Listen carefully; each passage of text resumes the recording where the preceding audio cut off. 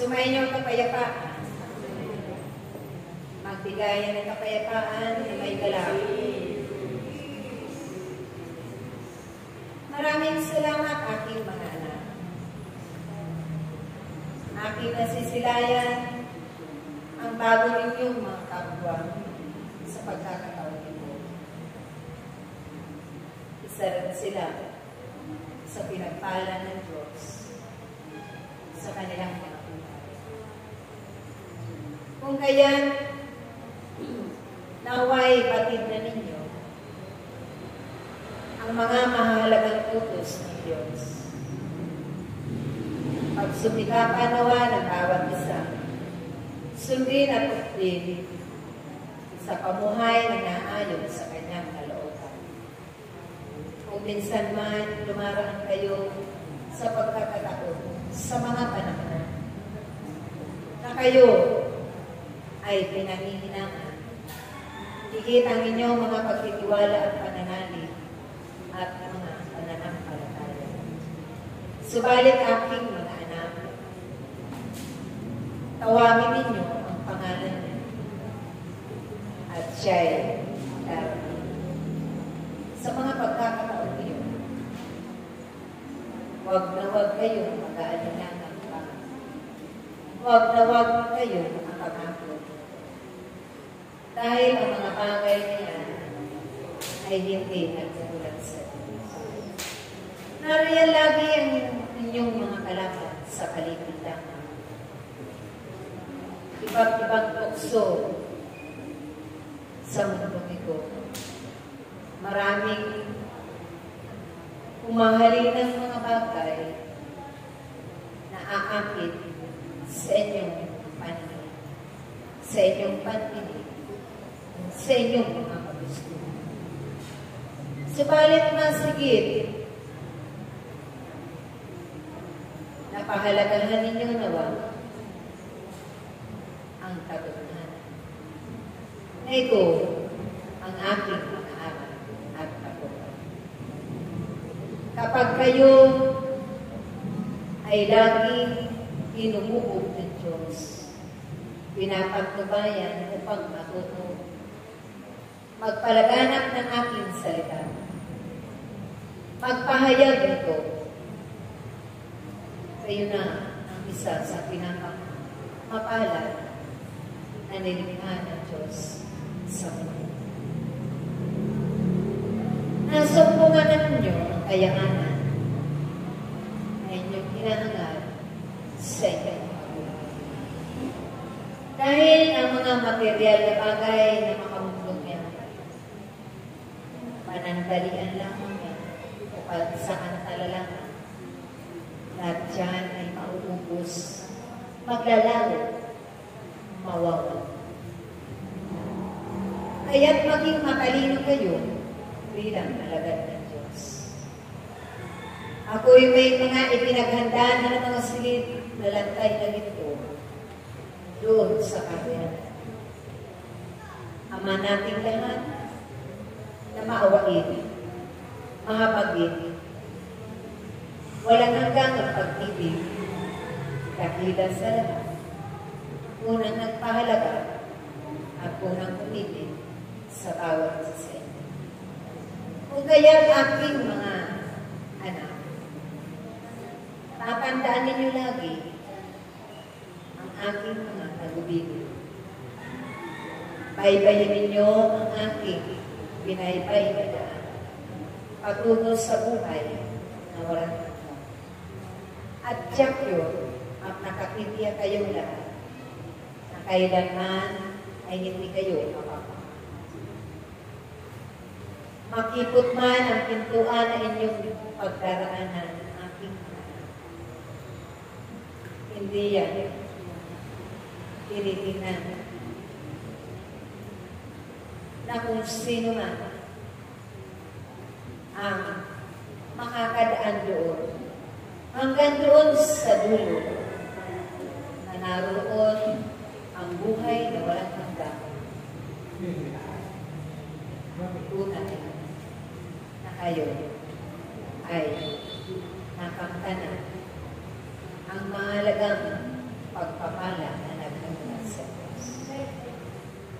Huwag ninyong kaliligtaan na kayo ay tao pa. Nasa mundong ito naglalakbay.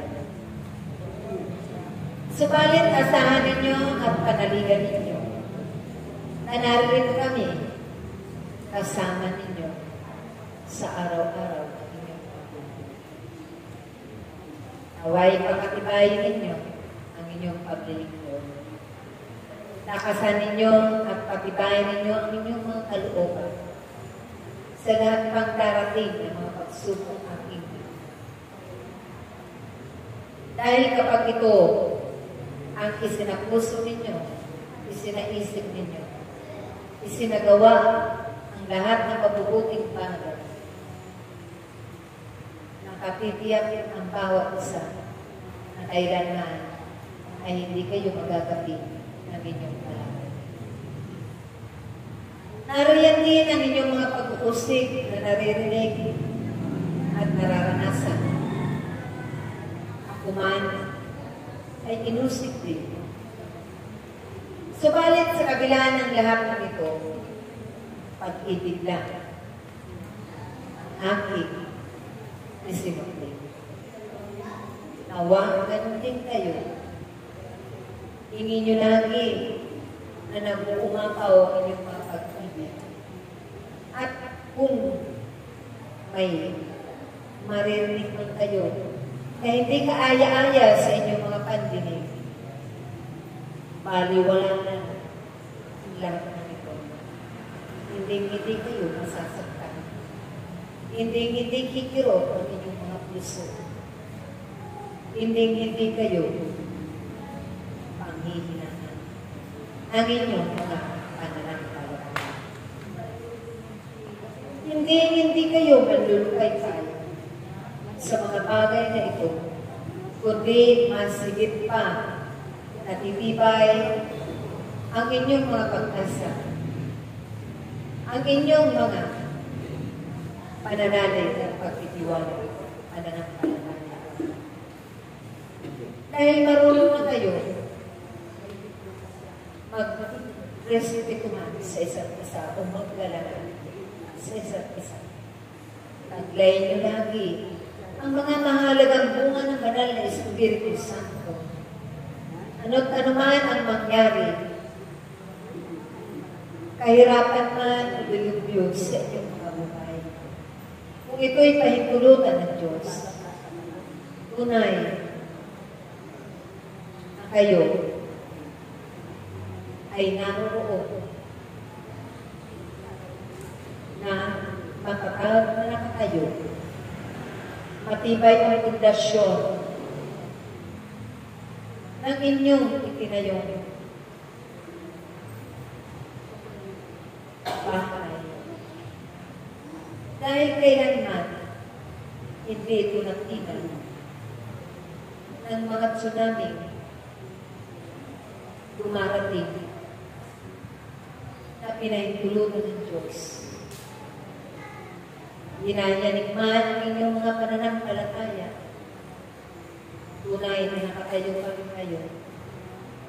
At may kagalangan, may ngiti na nakikita ang inyong mga kapwa.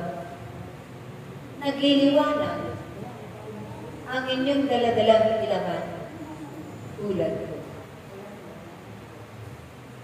Kaya ang aking mga anak, yan ang hangarin ng Diyos, amang makapangyarihan sa lahat. Yan ang kanyang pangarap sa bawat mga anak na nilikha niya na kailanman hindi tatalikod sa paglilingkod.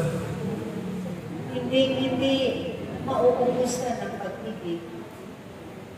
Laging may kagalakan, laging may kasiyahan, may kapayapaan. Laging busog sa pangalan ng Diyos. Laging nagliliwanag sa paningin ng kapwa ninyo sa kapwa. Taglay ang pangalan ng Diyos dahil itinatak niya na sa mga bahagi ng inyong pangangatawan. At ito ay magiging katuwang ninyo sa inyong paglilingkod, dahil yan ay puno ng kapangyarihan at nagmumula sa Allah. Maaalis na ang inyong mga pag-aalala, ang inyong mga pangamba, sa mga bagay na wala kayo, sa mga bagay na inyong hinahad, sa bawat buhay. Dahil ang lahat ng yan ay pinasa na ninyo sa mga Diyos na makapangyarihan sa kaya, hindi magwawagi ang kalaban. Manatili kayo lagi magmahalan. Magkaisa. Dahil kapag kayo ay buklod sa isang isa, tunay na hindi mabubuwag tawag. Maraming salamat, aking kahanan. Panatilihin ninyo ang pag-iibigan. At yan, makapitiyak ang bawat isa.